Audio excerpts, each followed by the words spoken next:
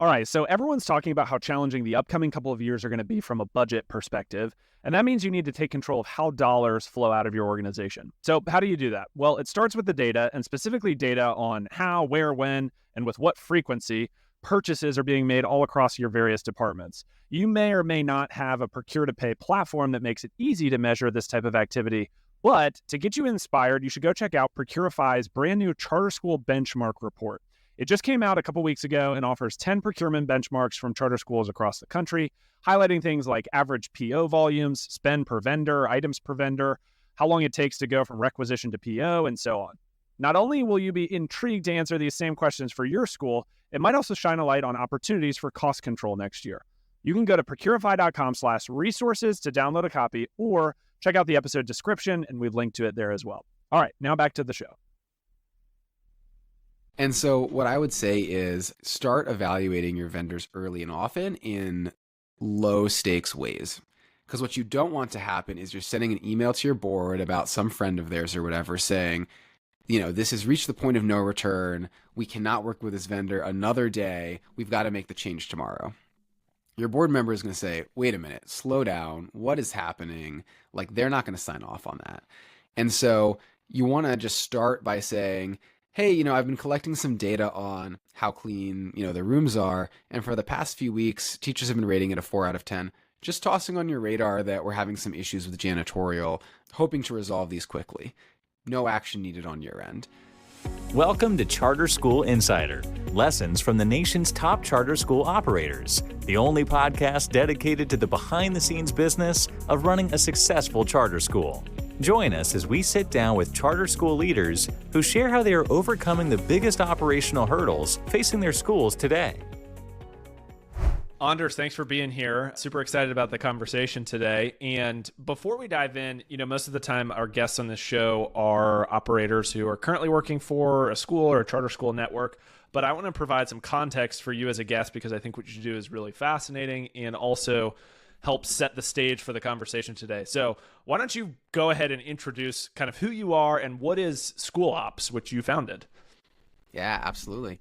Well, first of all, thanks so much for having me. And yeah, I was a charter school operator, so I had sort of a whirlwind introduction to the charter school world, which is right as I graduated from college. I joined the founding team of a charter school. And I was going to do something akin to being special assistant to the founder, right? I was like young, a lot of energy, smart enough. They're just going to throw me at some problems. But on my third day of work, our director of operations quit. And the founder was like, hey, man, you got to figure this out. And so I just dove in. I was Googling like how to buy health insurance for my employees. What is a purchase order? Remediating asbestos, like crazy stuff, just figuring it out. It was an insane time in my life, 100-hour weeks, but got through it and ultimately was like, great, we opened the school, we got through the worst of it. I'd love to learn how to be a director of operations. I've seen my teachers, I've seen my principals go through professional learning, and why don't I go do that? So I Googled that as well and found there's nothing out there for ops people. And so essentially I founded School Ops to solve that problem and create really high quality professional learning for ops people in schools because it's a critical component of running excellent schools. And we really just throw people in there and say, figure it out. When we need to be saying, here are the ways that the best schools in the nation run their operations, and we want you to learn from those best practices. Awesome. I love it. So you kind of referenced the trial by fire, and one of the aspects of that is quickly becoming a jack of all trades. You kind of threw out, maybe you're dealing with asbestos one day, and the next day you're trying to select a health insurance plan, and the next day you're coordinating, an issue with janitorial services. And in a lot of ways, that probably resonates with our audience. People are used to wearing a lot of different hats. And what we're going to talk about today is essentially being able to talk the talk across a whole litany of different operational categories and not feel like you are totally out of your depth. So even if you know nothing about one of these topics, being able to navigate into those waters. But I wanted to ask you, having done that and been through that learning experience as being part of a founding school, why do you think that's a critical component to the job outside of maybe just like imposter syndrome? Yeah, absolutely. I mean, The job is being sort of jack of all trades, and the core skill set for ops is how do I know enough to be dangerous in like 20 different fields? Because at the end of the day, the reality, especially for charter school ops people, is you are going to be managing things that at a large district or a well-funded independent school, you would have teams of people managing, right? Like IT, food service, transportation, all of these things are incredibly complex. And it's going to be impossible for you to be an expert in every one of them. So you need to figure out, okay, we've got a vendor doing it. I'm not driving the buses myself every day, but I need to make sure that this is done efficiently. We're getting excellent service and it's at a reasonable price point. And there are ways to figure that out and be able to enter into those negotiations and hold people accountable well, even though you are not an expert. And that is the core skill of being ops, right? Is like, how do I manage these people, even though I've never been them? Which is different than other people in the school, right? Because principals, they're managing a ton of teachers. They've typically been a teacher. So they can walk into the classroom and say, I know what great teaching looks like. This is it. This isn't it. I need you to do this, that, and the other. And I'm holding you accountable if it's not happening. As an ops person, you haven't been a janitor, a bus driver, a tech person. You haven't done all these jobs, but you still need to have that level of accountability and managing those partnerships towards success. Would you say that part of the, like you mentioned, outside service providers, maybe, someone runs bus transportation for us and I need to manage that provider. What are some of the other types of common situations? Like, would you say that's the core situation where you can find yourself outside of your comfort zone as a new ops person? Or do you think this happens a lot internally as well as externally? Yeah, it's a good question.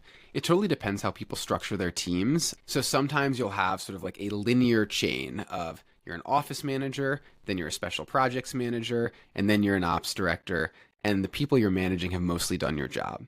But other times you will be managing a set of like attendance managers, internal food service managers, enrollment managers, all those kinds of people. And so there are situations where internally you're managing people in your direct line that you haven't necessarily done their job. And in addition, as a director of ops, you have what I would call a lot of like horizontal management, where you are not necessarily having teachers directly report to you. And yet you're going to be sending all kinds of emails their way around, this is when grades are due, you've got an error in your attendance. And so there's a relational skill as well to, hey, you're not my direct report. I don't necessarily call myself, your boss. And yet I need to manage you towards a set of deliverables that I am responsible for ensuring are done correctly.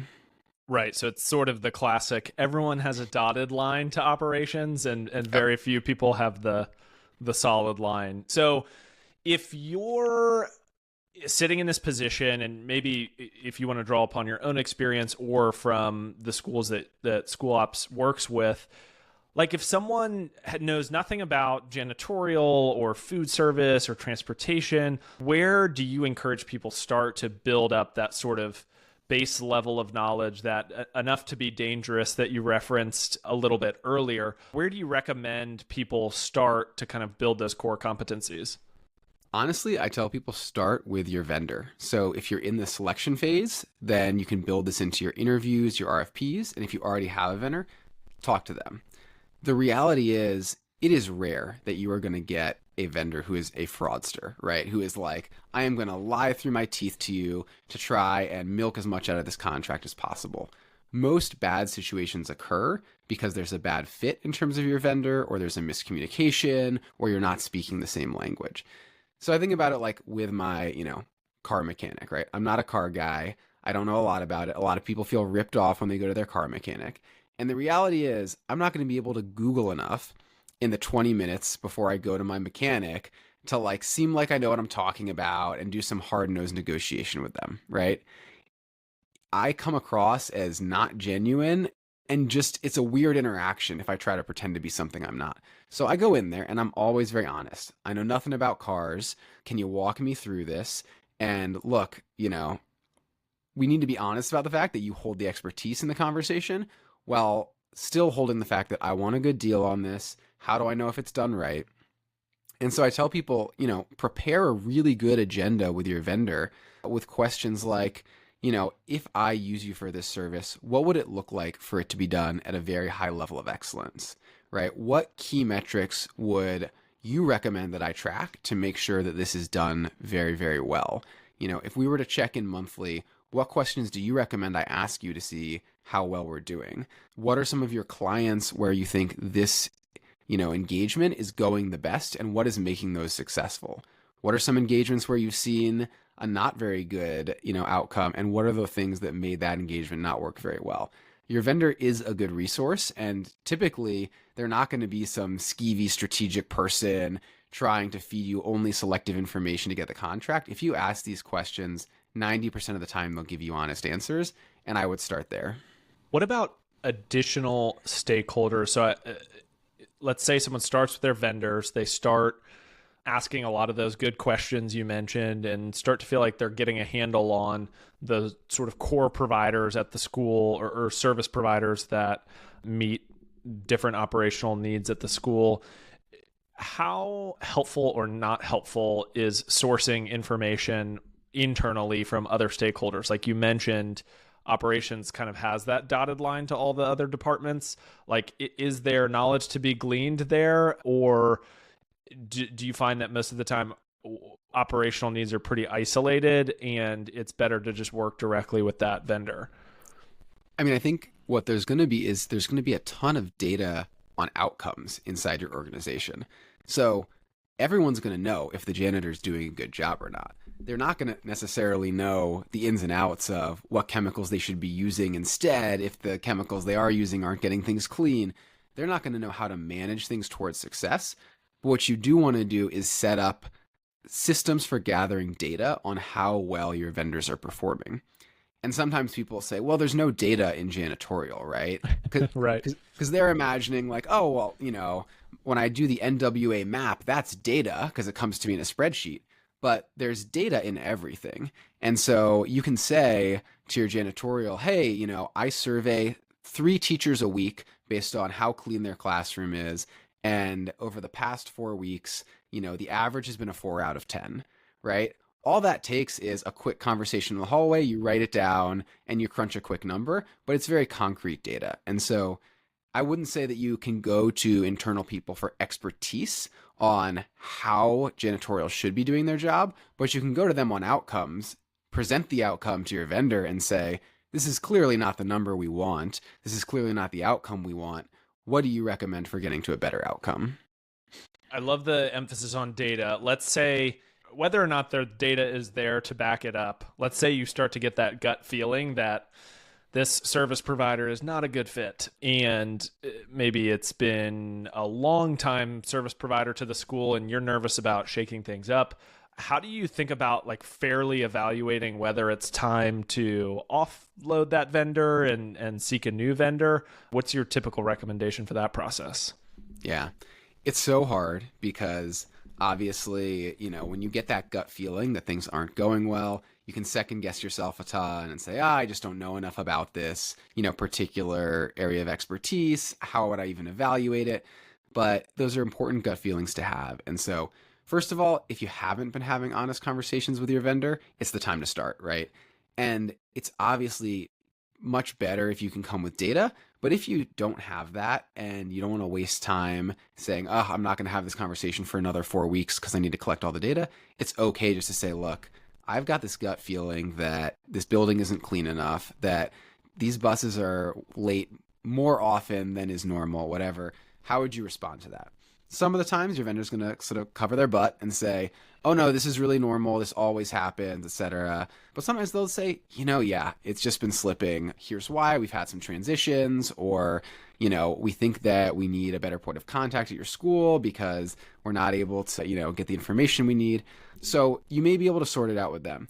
If they're sort of covering their butt and you're like, I'm pretty sure my gut feeling is right, it's kind of weird that they're just saying, no, everything is fine. I think that's the point at which you start to reach out to other school leaders. So find other operations folks in your state, in your area, or reach out to your local charter association, whoever in your city or state is sort of like convening folks, and say, hey, can I talk to whoever's doing a really good job at this? Ask them like, who is, knocking their transportation out of the park, knocking their food service out of the park, and then talk to that person and get a sense of, they might say, hey, we're knocking it out of the park, but we still have one bus late a week. And you're like, oh, okay, we were having one bus late a week. I kind of thought that was really weird, but I guess that's normal. Or they might say, oh no, we have one bus late, a quarter. And you're saying, oh my gosh, I have one a week. That's insane. And then that's more data, right? You can go towards your vendor and say, hey, I know this other school, maybe they're with you and they're getting a better outcome. Why are they getting a better outcome than, we are? Or maybe they're using another vendor and you can say, hey, look, I want the outcomes this other vendor is getting. There's, of course, a switching cost to changing your vendor. And so if you can manage your existing vendor towards success, that's a great priority. But it's also, as we know in our personal lives, right? Typically, a really difficult breakup happens, later than it should have happened. And I think the same is true with our vendor relationships. There are a million reasons to put them off. And when you have that gut feeling for a while, you get the sense that they're covering their butt.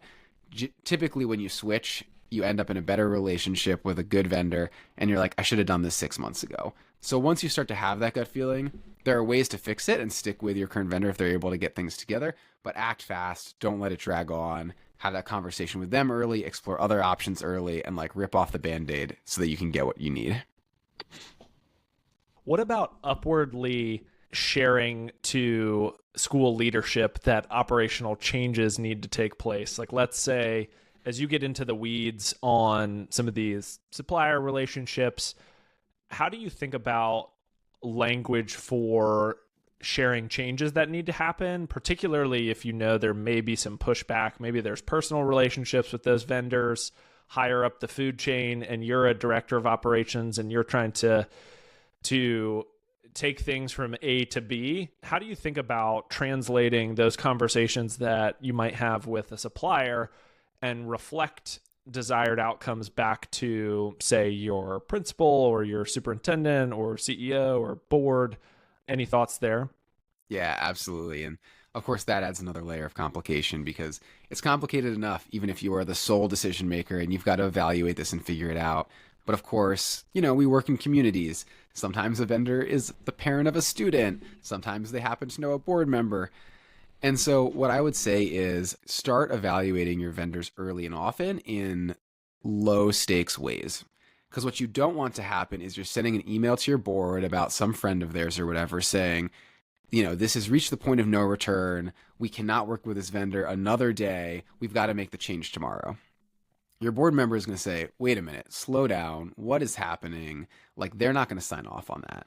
And so you want to just start by saying, hey, I've been collecting some data on how clean, the rooms are. And for the past few weeks, teachers have been rating it a 4 out of 10. Just tossing on your radar that we're having some issues with janitorial, hoping to resolve these quickly. No action needed on your end. But just start to kind of communicate early and often with whatever stakeholders you think might be involved if there is a change. And even if there's not going to be a change, right? If you've got a service provider who has connections, in your CMO, on your board, with your principal, with families, even the process of managing them towards accountability internally, they might be kicking back like, oh man, this director of ops is really being, pushy about this thing. And you want to have communicated ahead of time why you're doing that as opposed to reactively. And so it's good just to identify what stakeholders are going to be involved in these things. And even if you'd rather just handle it all yourself, recognize that complexity exists and keep them apprised early if you're starting to see issues that you think are going to take some addressing. I think that's really good advice. Collecting data, being transparent, communicating early and often, both internally and externally. But I want to get back to this core challenge of being able to navigate conversations across a wide variety of potential topic areas. Let's take something like IT. Very technical language often comes up. Maybe you're responsible for a new campus getting opened and there's networking decisions and wiring and AV and nothing about any of that. Are there recommendations or kind of ways to shortchange the process of feeling like enough to put your school in a good position while also being clear, as you recommended earlier, with your supplier that, hey, I don't know everything about this and I need your help here. What would you think about that type of a scenario? So first off, I would lean on other directors of operations. So if you're opening a new facility, so maybe you've been a director of operations, but it was always at an existing facility, and you can manage tech well enough, but now you're thinking about, oh my gosh, like they're putting wiring in the walls, they're doing all this stuff. This is out of my general scope. Find somebody in your city, state, network somehow who has opened a new facility, and try to ask them, like, what were the critical things that you wish you knew as a director of operations? Like, what were the pieces that you were like, hey, the tech person knows this, I don't need to, like, too complicated for me? And what are the pieces where you're like, I wish I had developed some expertise early on, and can you coach me through some of that? So that's one thing, is just, use your network really judiciously. And for folks who don't have that network, I would say, like, you can reach out to me, anders@schoolops.com. I train ops directors all over the country. They're always happy to reach out to new people. And so if you're like, I don't know any other ops directors, like, I will connect you with someone that you can chat with. You should have a network of other ops directors, because it's such a critical function to compare notes. And the second thing that's kind of interesting is I would look up RFPs for the kind of thing you're managing. And it sounds very technical and weird, but like, yeah, let's say you're looking at some big tech installation. Find an RFP that, charter management organization or a big district put out for a vendor to install tech in a new building. And you don't have to use that same RFP, but as you read through it, it'll help you think through the outcomes that big organizations with a lot of resources were trying to manage towards. So they'll have so much language in there in legalese, but you will see, like, what are the outcomes? Were they looking for network uptime? Were they looking at, security functions? And you could even, if you're not using a big RFP, you could walk your vendor through this and just say, hey, like, I know some other organizations are trying to maximize for these kinds of things. Could you explain to me, how all these things work, how you think about them, if they're relevant in our case? And it can just make you realize, like, if you were just putting it together yourself, you might say, oh, well, I know that we want the network to always be up and I want it to be relatively cheap. But it could flag 10 other things that big organizations have seen break after year 1 or year 2 or year 3 that you want to have somewhere in your contract, or you want to at least talk to your vendor about contingencies that you wouldn't otherwise think about. In evaluating the role of these different service providers and the nature of outsourcing versus bringing things in-house, like the new construction example that we just talked about for IT, reaching out to schools that have already done new construction, taking learnings away from them. Would you recommend a similar process for deciding when to bring things in-house, as we're talking about this concept of feeling comfortable navigating the different functional areas that operations oversees? I'm wondering, for a director of operations, maybe one that's been at a school for a long time, maybe one that's newer, how do you think about in-house versus outsourced, pros, cons, particularly for a category where, again, you maybe don't personally feel like you're an expert in food service and you've always just outsourced it, but maybe you're thinking, well, what if we just built our own kitchen at the school and started to, really bring this in-house? Are there frameworks or recommendations that you would have for kind of starting that conversation, or even evaluating sort of the internal versus external service provider? Yeah, absolutely. I mean, I think the most important thing is to be very clear on the front end of, why are we considering making this change? So there are a million reasons you might want to in-house something. It could be that your vendor is not very good and you don't think there are many very good vendors in the state or in the city that you're operating in, and you just think you can do it better.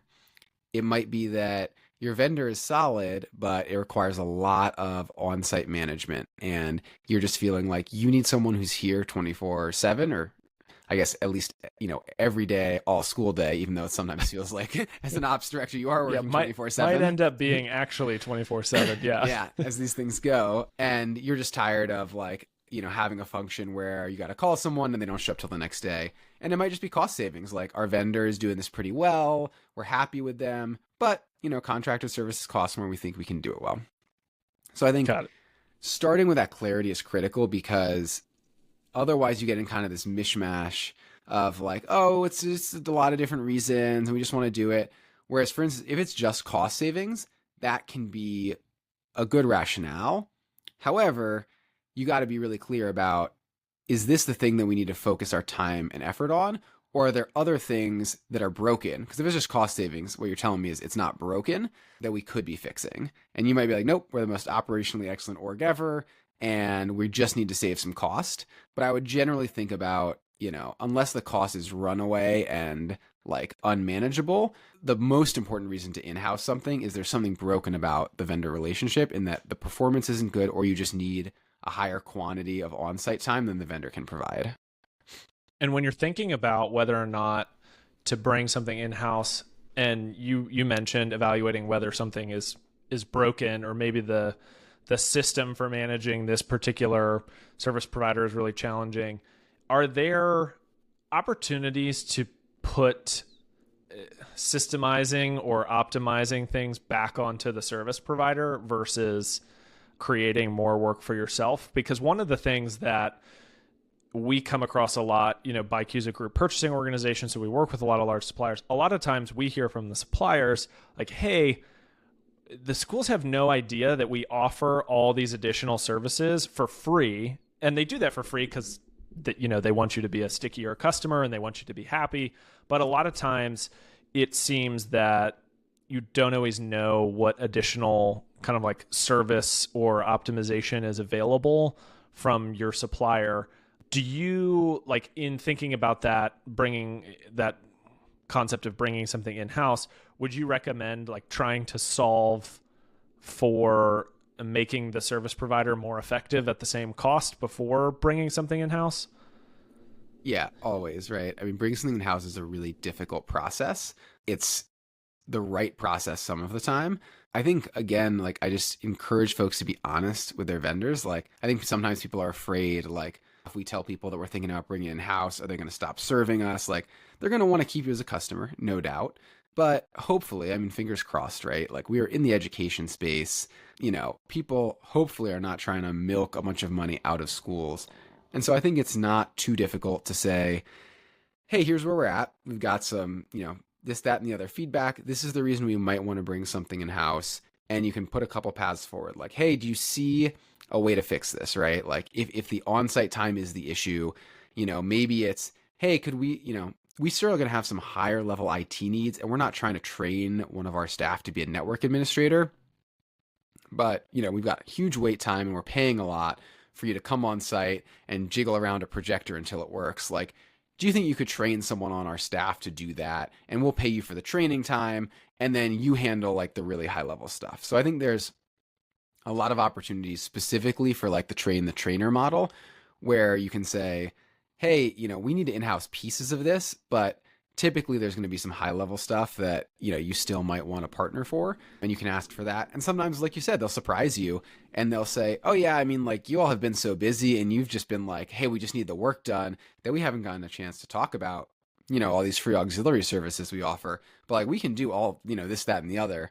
And so have those conversations early and often, because what you don't want to happen is like, you go through a giant strategic planning process, you never tell your vendor, you decide you're going to go in-house, you pull them aside for that difficult conversation, and they're like, okay, it sounds like you made your decision, but like, we could have fixed that with this easy, switch. And then you're left questioning your decision, and you wasted a bunch of time on the strategic plan.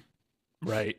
Yeah, totally. And so much of this, in having this conversation, so much of this, it feels like situational awareness is so much of the job, in terms of, you find yourself talking to X service provider, having a framework for the right questions to ask, being able to evaluate their performance, being able to communicate well internally to superiors while also holding external stakeholders accountable. So I want to talk a little bit about your work with School Ops, because you mentioned at the top of the show, you founded School Ops because of this lack of basically professional development for operations people, so that they don't have to relearn all these things through their own kind of trial and error.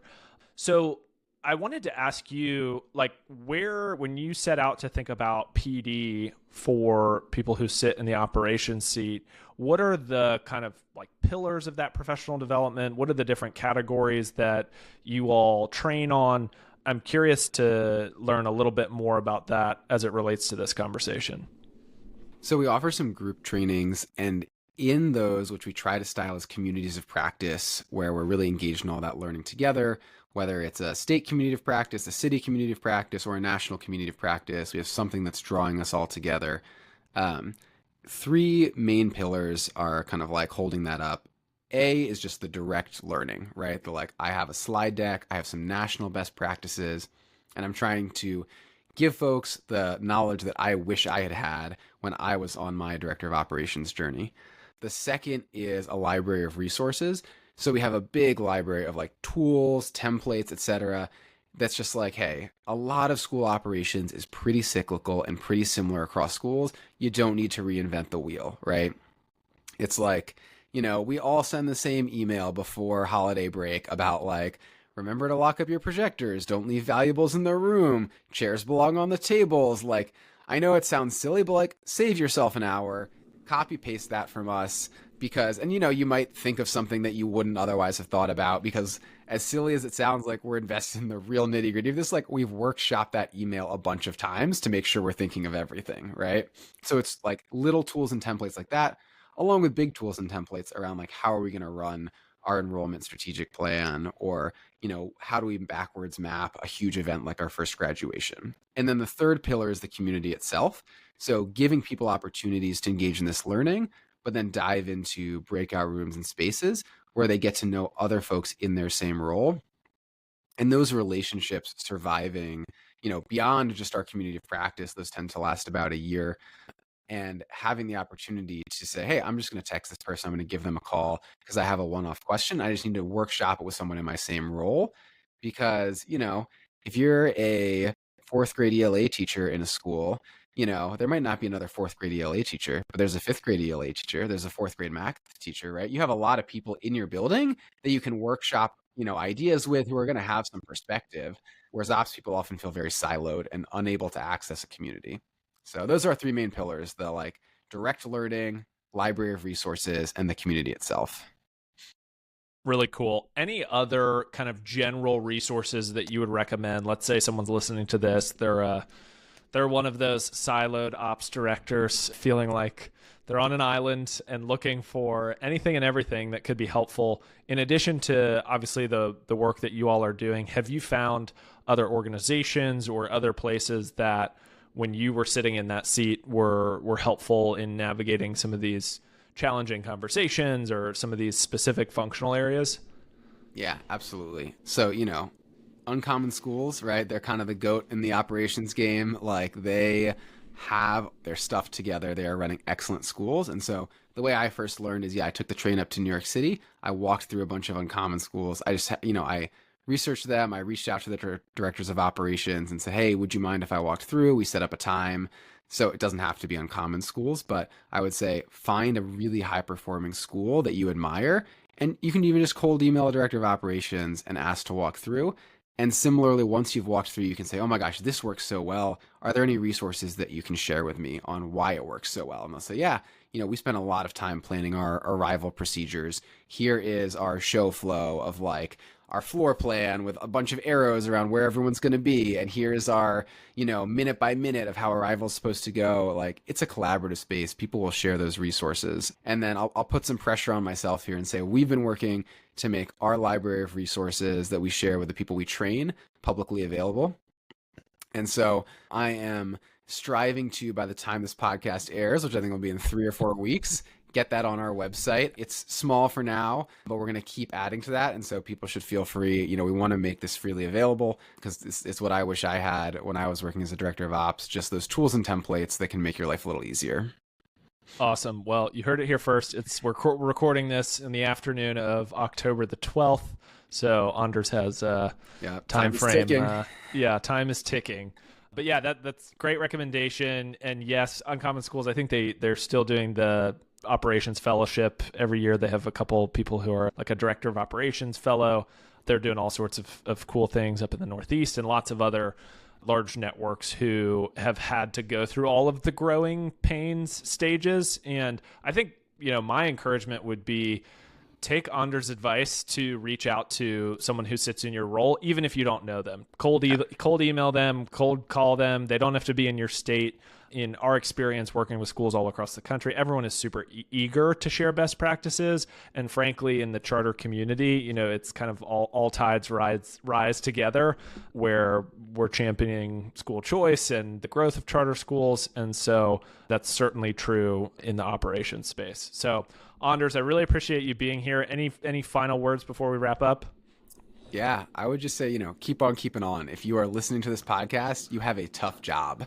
And so, keep on trucking. I think it can be tough to listen to, folks like me and you who are no longer physically in a school every day in the ops game, and hear lots of great perspective and ideas and say, like, in what time would I implement this? How could I possibly? And feel that mix of like excitement at like how systematized things could be, but also disappointment at like, but how could I possibly get it there? And just say, I've been there. And the reality is, you wake up every day, you deal with the emergencies, and you just prioritize, like, what is the thing that I want to get more systematized today, this week, this month? It's not all going to happen overnight, because we're not people who are just, tippity-tapping, on our laptops all day long, building systems. We're, dealing with emergencies constantly. But keep that long game in mind, even if there's a day where you don't sit down for 12 hours straight because you're running around and you thought you'd answer a bunch of emails and you thought you'd write a standard operating procedure. That's the nature of the job. You're doing a good job. And if you keep the long game in mind, you will have the opportunity to implement some of the learning and the systems that you get as you network more, meet with more folks, and build a better knowledge of best practices. Love it. All right, everyone, play the long game. That's a wrap. We'll call it there. Thanks, Anders. Thanks so much, Daniel. Thanks for listening to Charter School Insider. This show is brought to you by BuyQ, the group purchasing organization specifically for charter schools. Want to learn how to maximize your school's purchasing power? Join together with thousands of other charter schools by visiting buyq.org/sign-up. BuyQ's purchasing program is free and has no obligations or commitments required. If you enjoyed today's episode, do us a favor and subscribe on your podcast listening platform of choice. If you have a question or feedback for us, we'd love to hear from you. Send us an email at podcast@buyq.org. Thanks, and we hope you'll tune in for the next one.